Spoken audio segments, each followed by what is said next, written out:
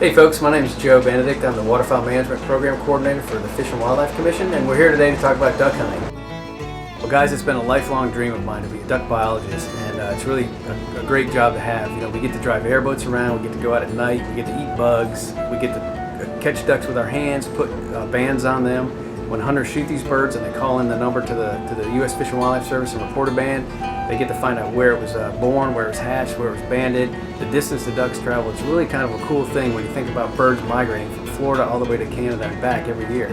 So it's a great rewarding part of my job. Ducks are hard to identify, and so we've got this great publication that's out. It's called Ducks at a Distance, and it talks about how to identify ducks by the species, by wing, by the full body. It gives you a little bit about the difference between dabbling ducks and diving ducks. We have over 20 species of ducks that migrate through Florida, so a great diversity of wildlife. So folks, just want to take a minute and tell you about the regulations. We have two brochures that we produce every year. One is an early season regulation, which has to do with the early duck season in September, and the other one is a regular brochure, which is the regular duck season in November, December, and January. Also wanted to make sure that you guys knew that in February or late January, depending on the calendar year, every year we have a 2-day youth-only duck hunting weekend. I wanted to give you a couple of quick tips about waterfowl regulations that are unique to waterfowl hunting. So if you're a squirrel hunter, deer hunter, you may not realize this. First of all, that you cannot use any lead shot when you're hunting waterfowl. Mostly folks use steel shot.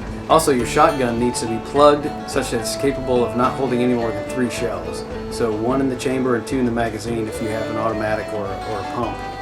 Also folks, shooting hours are an important thing to be aware of when you're duck hunting. Shooting hours for waterfowl are 30 minutes before sunrise until official sunset.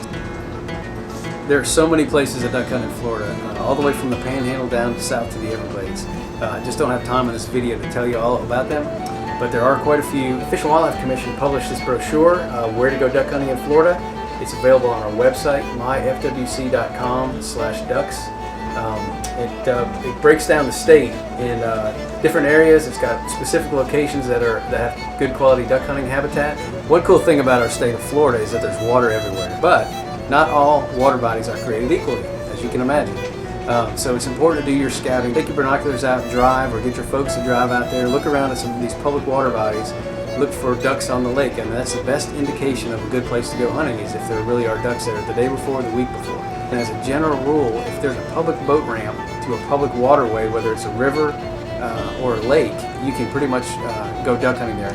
My suggestion is that you check with your local sheriff's office or call the closest FWC regional office if you have a specific question about a water body and about discharging firearms on that